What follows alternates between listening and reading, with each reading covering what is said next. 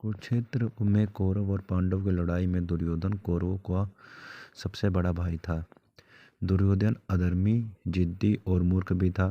वह गांधारी और धृतराष्ट्र का पुत्र एवं कर्ण का मित्र था, परंतु वह अधिकतर बातें अपनी मामा शकुनी की ही मानता था। दुर्योधन की जिद, अहंकार और लालच ने लोगों को युद्ध की आग में झोंक दिया। इसलिए दुर्योधन को महाभारत का खलनायक कहा जाता है। तो आइए जानते हैं दुर्योधन की 10 खास रोचक बातें जो कि आपको पता नहीं होंगी। दुर्योधन से जुड़े 10 रहस्य जो कि भाई बहुत ही ज़्यादा अहम है। पहला, दुर्योधन का जन्म 100 घड़े में से पहले घड़े से हुआ था। जब दुर्योधन का जन्म हुआ तो वह रोने के बजाय गधे की तरह रेंकने लगा और जन्म लेते ही बोलने भी लगा था। दुर्योधन ने जैसे ही जन्म लिया तो कई तरह के अपशकुन देखने को मिले, जैसे सियार जोर जोर से रोने लगे, उल्लू शोर मचाने लगे, आसमान में अचानक काले बादल छा गए। इन घटनाओं को देखकर विदुर ने कहा कि यह अपशकुन बता रहे हैं कि यह पुत्र हस्तिनापुर के विनाश का कारण बनेगा। इसे त्यागने में ही भलाई है। परंतु पुत्र मोह में धृतराष्ट्र और गांधारी ने ऐसे करने से मना कर दिया। दूसरा, दुर्योधन का कलयुग अवतार में माना जाता है। दुर्योधन को कलयुग का अवतार माना जाता है क्योंकि दुर्योधन में वे सभी गुण मौजूद थे जो कलयुग के मनुष्य में होने चाहिए। इसलिए दुर्योधन को कलयुग का अवतार कहा जाता था। कहते हैं कि दुर्योधन कलयुग का अंश था तो उसके 100 भाई पुलस्त्य वंश के राक्षस के अंश थे। वायु पुराण में राक्षसों का पुलत्स्य कश्यप एवं अगस्त्य ऋषि का संतान माना गया है। तीसरा, दुर्योधन कुटिल, क्रूर होने के साथ ही गदा युद्ध में बहुत पारंगत था। उसने शकुनी की चाल के तहत बलराम जी से गदा युद्ध करना सीख लिया था। महाभारत काल में बलराम, जरासंध, भीम और दुर्योधन को ही सर्वश्रेष्ठ गदाधार माना जाता था। भीम ने भी बलराम जी से गदा सीखी थी। चौथा, गांधारी ने अपने दिव्य दृष्टि से दुर्योधन के शरीर को वज्र के समान बना दिया था, परंतु श्री कृष्ण की नीति के तहत दुर्योधन के गुप्त और जंगा कठोर नहीं बन पाई।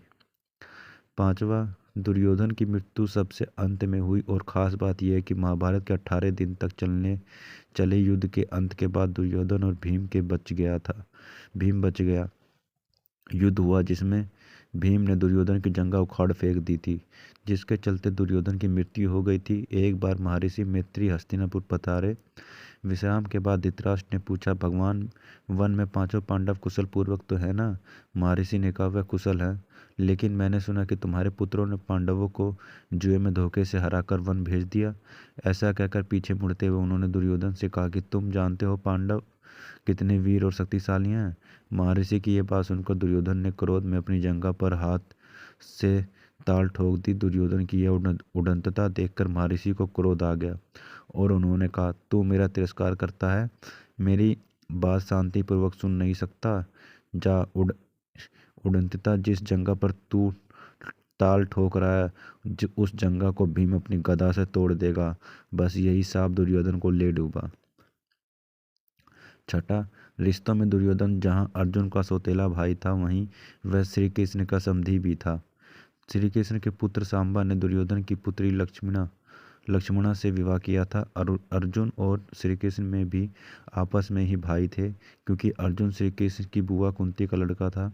लेकिन अर्जुन ने जब श्री कृष्ण की बहन सुभद्रा से विवाह किया तो वे उनका जीजा भी बन गए थे। सातवां, दुर्योधन ने पांडवों को मारने के लिए सबसे पहले भीम को जहर देकर नदी में फिकवा दिया था, लेकिन भीम बच गए थे। फिर दुर्योधन ने पांडवों को मारने के लिए वाराणसी में लक्ष्य ग्रह का निर्माण करवाया। वहां से भी पांडव बच निकले। तो फिर पांडवों के वनवास होने के बाद अज्ञातवास में दुर्योधन जंगल पांडवों को ढूंढने के लिए अपनी सेनाएं भेजता रहता। दुर्योधन ने शकुन की कुटिल नीति के चलते ही पांडवों के मामा शल्य को अपनी ओर युद्ध लड़ने के लिए राजी कर लिया था। आठवां, महाभारत की कथा में ऐसे प्रसंग भी आए हैं कि दुर्योधन ने काम पीड़ित होकर कुंवारी कन्याओं का अपहरण किया था। दूत क्रीड़ा में पांडवों के हार जाने पर जब दुर्योधन भरी सभा में द्रौपदी का ही अपमान कर रहा था, तब गांधारी ने भी इसका विरोध किया तो फिर भी दुर्योधन नहीं माना। ये आचरण धर्म विरुद्ध ही तो था। जब दुर्योधन को लगा कि अब तो युद्ध होने वाला है, तो वह महाभारत युद्ध के अंतिम समय में अपनी माता के समक्ष नग्न खड़ा होने के लिए भी तैयार हो गया। महाभारत में दुर्योधन के अनाचार और अत्याचार के किस्से भरे पड़े हैं। 9वां, पांडव और कौरव द्वारा यादवों से सहायता मांगने पर श्री कृष्ण ने पहले तो युद्ध में शस्त्र न उठाने की प्रतिज्ञा की और फिर कहा कि एक तरफ मैं अकेला और दूसरी तरफ मेरी एक अक्षौणी नारायणी सेना होगी। जब अर्जुन व दुर्योधन को इनमें से एक का चुनाव करना था, तो अर्जुन ने श्री कृष्ण को ही चुना।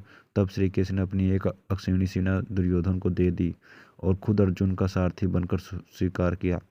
इस प्रकार दुर्योधन ने 11 अक्षौणी तथा पांडवों ने 7 अक्षौणी सेना एकत्रित कर ली।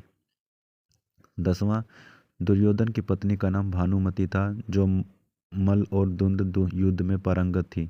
वह दुर्योधन के साथ अखाड़े में कुश्ती लड़ती थी। दुर्योधन ने भानुमति के साथ जबरन विवाह किया था। गांधारी ने सती पर्व में बताया कि भानुमति दुर्योधन से खेल खेल में कुश्ती करती थी, जिसमें दुर्योधन उससे कई बार हार भी जाते थे। भले ही दुर्योधन भानुमति को हरण करके लाया था, लेकिन भानुमति को दुर्योधन से प्यार हो गया था। भानुमति को दुर्योधन और पुत्र लक्ष्मण की मौत का गहरा धक्का लगा। उससे संतान देने वाला कोई नहीं बचा था। अंत में यह बिचारी पांडवों के आश्रय पर जिंदा रही और बड़ी मुश्किल से जीवन गुजारा। दुर्योधन की बहन का नाम दुशाला था, जिसका विवाह सिंधु नरेश जयद्रथ से हुआ था। तो गाइस, ये थे पांडवों से दुर्योधन के 10 रहस्य। उम्मीद करता हूँ गाइस ये वीडियो आपको अच्छी लगे। अगर वीडियो अच्छी लगे तो वीडियो को लाइक कर दें, चैनल पे नए तो चैनल को सब्सक्राइब कर लें, ताकि आने वाली वीडियो नोटिफिकेशन आपको मिलती रहे। तब तक के लिए मिलते हैं गाइस नेक्स्ट वीडियोज़ में।